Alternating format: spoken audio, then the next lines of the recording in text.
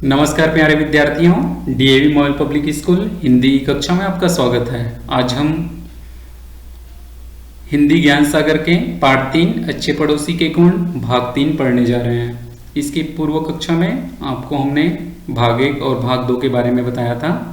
आज एक सुंदर विचार के साथ आज की कक्षा प्रारंभ करते हैं। हम समय और शब्द दोनों का उपयोग लापरवाही से न करें, क्योंकि ये दोनों दोबारा आते हैं न मौका देते हैं। इस प्रकार से हमें समय का पालन करना चाहिए और साथ ही साथ शब्द भी बड़े संयम के साथ बोलना चाहिए। किसी को हम बोल रहे हैं तो उसमें संयम होना चाहिए, ताकि हम अपनी समय को बचा सकें और अच्छी वाणी का प्रयोग करके लोगों के नज़रों में ऊपर उठ सकें, है ना, उनको भी अच्छा लगे। इसी के साथ आज की कक्षा हम प्रारंभ करते हैं। आइए देखते हैं अच्छे पड़ोसी के गुण।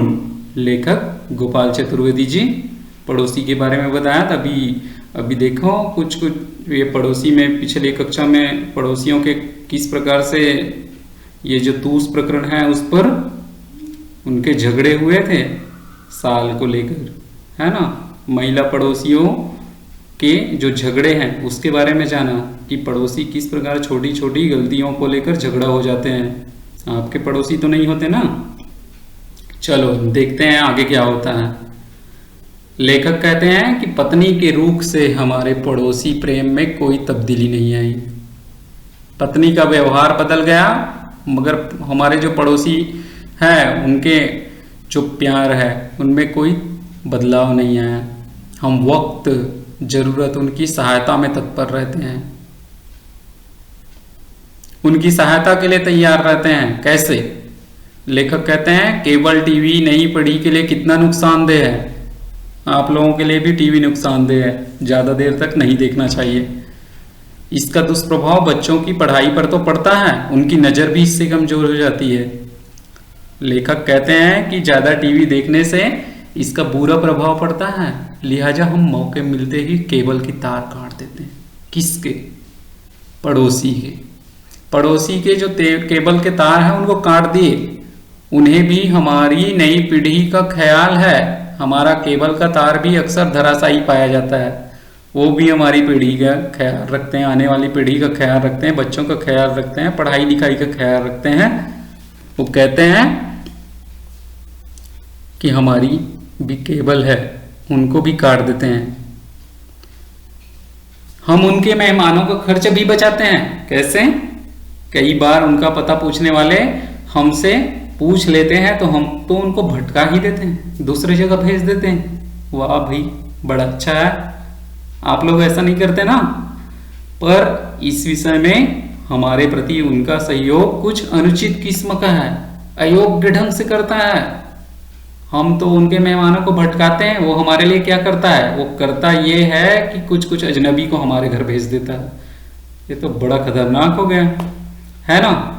ऐसे सहयोग सौहार्द के बिना पास पड़ोस का जीवन दुभर होने का खतरा है। ऐसा प्रेम तो होना चाहिए, होना चाहिए नहीं। लेखक कहते हैं व्यंग करते हुए कि लोग ऐसा करते हैं, हमारे आस पड़ोस के लोग ऐसा करते हैं। जब से सरकार ने भ्रष्टाचार के विरुद्ध 50 वर्ष में 100वीं बार कमर कसी है, हम पड़ोसी के घर हर दिवाली नए साल के मौके पर भेंट मिठाई लाने वाले के सीबीआई एजेंट होने की चेतावनी देना नहीं भूलते।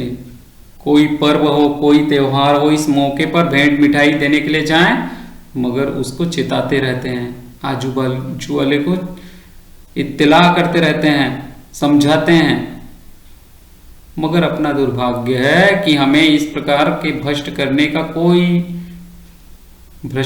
इस प्रकार के जो भ्रष्ट करने तक को कोई नहीं आता।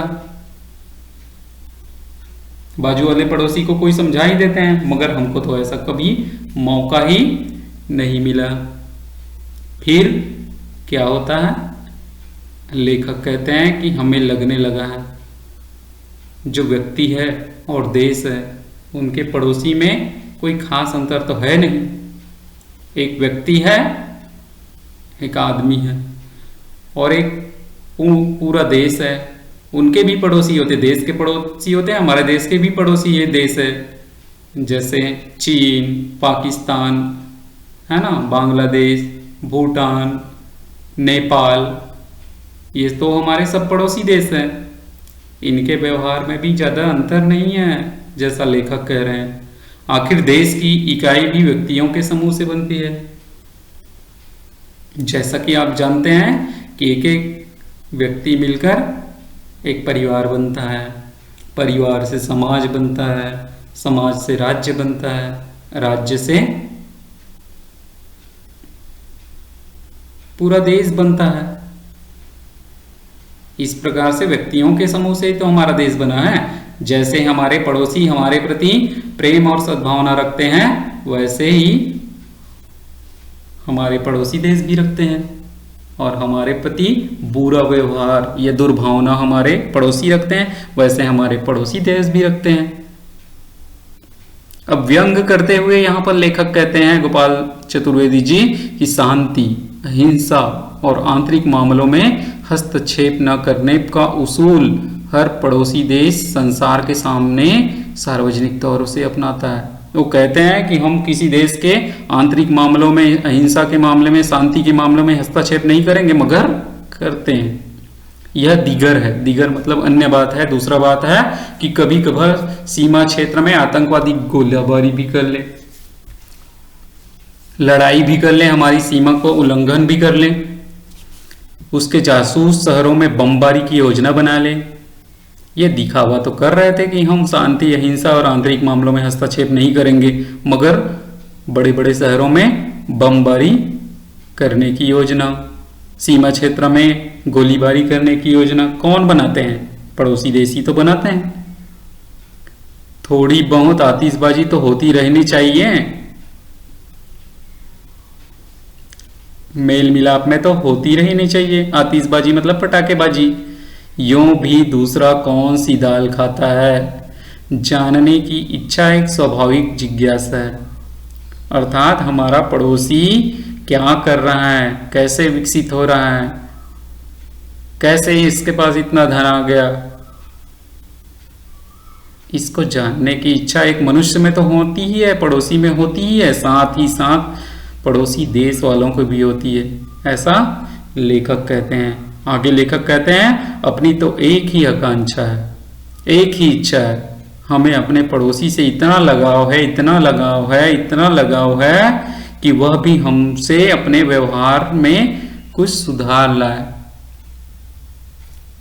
हमारा जैसा व्यवहार है वैसे व्यवहार वो अपना ले हमारा पड़ोसी, क्योंकि ताली एक हाथ से तो बजती नहीं है, ताली बजाने के लिए दोनों हाथ की जरूरत होती है।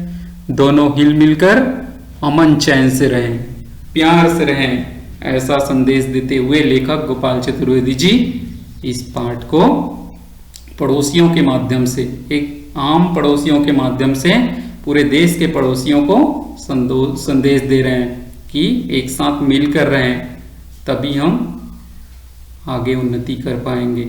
आशा करता हूँ बच्चों आपको पाठ अच्छे से समझ आया होगा, है ना। 3 भाग में इसको हमने बताने का प्रयास किया।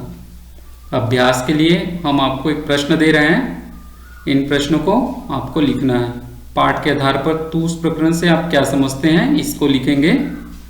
दिए गए बिंदुओं के आधार पर एक तालिका तैयार करना है आपको, पड़ोसी के नाम लिखना है आपको, पड़ोसी के घर के सदस्य, पड़ोसी की कोई 2 अच्छी आदतें और पड़ोसी की कोई 2 खास आदतें जो आपको पसंद नहीं हो, इनके बारे में आपको लिखना है।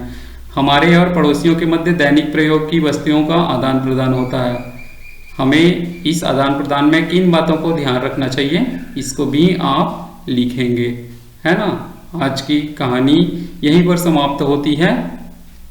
ध्यान से सुनने के लिए बहुत बहुत धन्यवाद। अगले वीडियो में पुनः हम एक अगले विषय के साथ मिलेंगे। तब तक आप घर में रहें, सुरक्षित रहें और अपनी अभ्यास पुस्तिका में जो दिए गए कार्य है उनको पूर्ण करेंगे, है ना।